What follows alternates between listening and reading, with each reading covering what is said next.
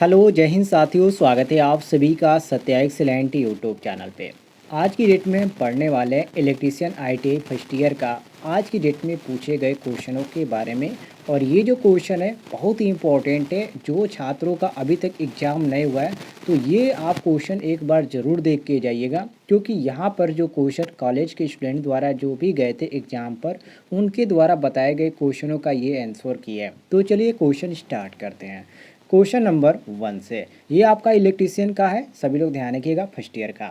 जिसमें क्वेश्चन पूछा गया था कि नए घरेलू वायरिंग स्थापना का परीक्षण करने के लिए किस उपकरण का उपयोग किया जाता है। तो साथियों उसमें मेगर का उपयोग किया जाता है। ध्यान रखिए किसका कह रहा है, तो घरेलू वायरिंग स्थापना का परीक्षण करने के लिए किस उपकरण का उपयोग किया जाता है, तो उस समय हम मेगर का उपयोग करेंगे। ये आपका बी ऑप्शन करेक्ट आंसर हो जाता है। ध्यान रखिएगा मेगर का उपयोग वहाँ पर किया जाता है जहाँ पर इंसुलेशन का भी जरूरत पड़े, मतलब कि इंसुलेशन के ऊपर का यदि प्रतिरोध नापना होता है तो वहाँ पर भी इसका उपयोग किया जाता है। तो हम बी ऑप्शन करेक्ट आंसर मारेंगे। अगले क्वेश्चन पे आते हैं, जिसमें पूछा गया है क्वेश्चन में कि आईई नियमों के अनुसार पावर उप परिपथ के लिए अधिकतम अनुमेय भार क्या है, 400 वाट या 1500 वाट या 2000 वाट या 3000 वाट। तो साथियों इसमें आपका सही हो जाता है ऑप्शन नंबर डी, जिसको बोलते हैं 3000 वाट। डी ऑप्शन करेक्ट आंसर हो जाता है। आइए आगे देखते हैं अगले क्वेश्चन पे। अगले क्वेश्चन में पूछा गया है कि 300 वाट से ऊपर के लैंप के लिए किस प्रकार के लैंप धारक का उपयोग किया जाता है। एडिशन स्क्रू होल्डर का या गोलीपत पंच होल्डर का या कोण होल्डर का या बैकेट होल्डर का। तो साथियों इसमें आपका सही हो जाता है ऑप्शन नंबर बी, जो बोलते हैं गोलीपत पंच होल्डर। बी ऑप्शन हम करेक्ट आंसर मारेंगे। अगले क्वेश्चन को देखते हैं। अगले क्वेश्चन में पूछा गया है कि होम थिएटर वायरिंग को पावर वायरिंग के साथ नहीं चलाने का क्या कारण है। रीजन यहाँ पर पूछा जा रहा है। आप जो भी होम थिएटर देखे होंगे उसको एक मशीन के द्वारा उसके द्वारा जो साउंड निकाला उसके अनुसार उसमें एक लीड खोसी जाती है उसके। अब आप कहेंगे कि डायरेक्ट क्यों ना इसको हम पावर से सप्लाई करके ऐसे करते हैं, तो ऐसा नहीं कर सकते, इसका रीजन होता है। इसका रीजन ये है साथियों कि बिजली की आपूर्ति में बिजली की खपत को कम करने के लिए ऐसा किया जाता है। तो हमारा डी ऑप्शन करेक्ट आंसर हो जाता है।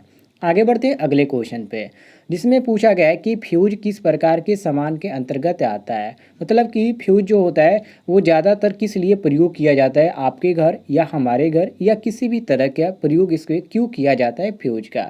तो साथियों इसका उपयोग किया जाता है सुरक्षा करने के लिए, अर्थात सुरक्षा के सामान के अंतर्गत किया जाता है। तो हम सी ऑप्शन करेक्ट आंसर मारेंगे। आगे बढ़ते हैं अगले क्वेश्चन पे। अगले क्वेश्चन में यहाँ पर पूछा जा रहा है कि अस्थायी प्रतिष्ठानों के लिए कौन सी वायरिंग उपयुक्त है। क्लिट वायरिंग या कंसील्ड वायरिंग या पीवीसी कंड्यूट तार या धातु कंड्यूट वायरिंग। तो साथियों इसमें आपका सही हो जाता है ऑप्शन नंबर ए, जिसको क्लिट वायरिंग के नाम से जाना जाता है। ए ऑप्शन हम करेक्ट आंसर मारेंगे। नेक्स्ट क्वेश्चन पे आते हैं।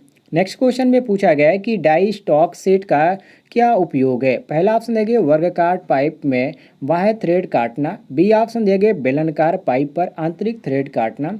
सी ऑप्शन देंगे बेलनाकार पाइप पर बाह्य थ्रेड काटना। और डी ऑप्शन देंगे आयताकार पाइप पर आंतरिक थ्रेड काटना। तो साथियों इसमें आपका सही हो जाता है ऑप्शन नंबर सी, बेलनाकार पाइप पर बाह्य थ्रेड काटना। सी ऑप्शन हम करेक्ट आंसर मारेंगे।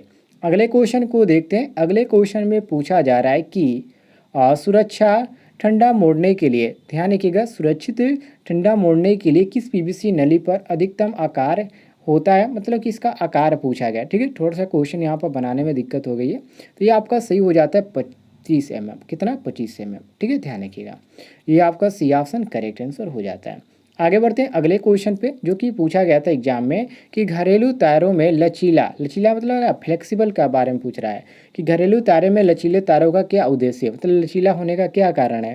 तो दोस्तों इसको सैग बोलते हैं, ठीक है, जो कि सीलिंग के में छत के माध्यम से केबल चलाए जाते हैं। तो ये आपका सही हो जाता है ऑप्शन नंबर सी, बिल्कुल करेक्ट आंसर, ध्यान रखिएगा।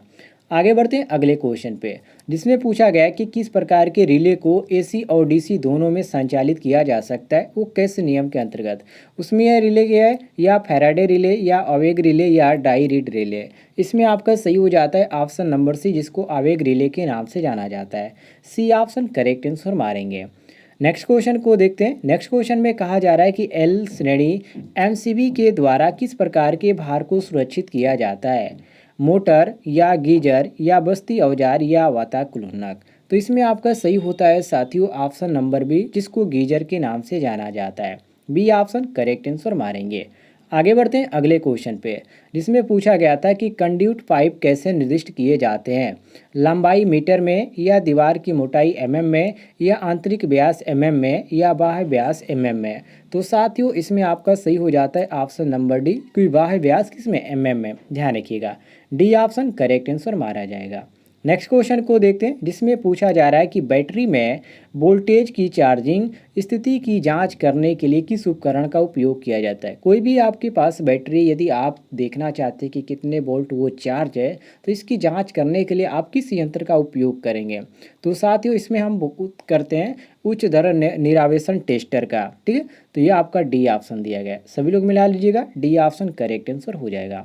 अगले क्वेश्चन को देखते हैं, जिसमें पूछा गया है क्वेश्चन में कि शुष्क सेल में धनात्मक इलेक्ट्रोड के रूप में क्या प्रयोग होता है। धनात्मक इलेक्ट्रोड इसी तरह आप पकड़ सकते हैं साथियों, कार्बन का उपयोग होगा।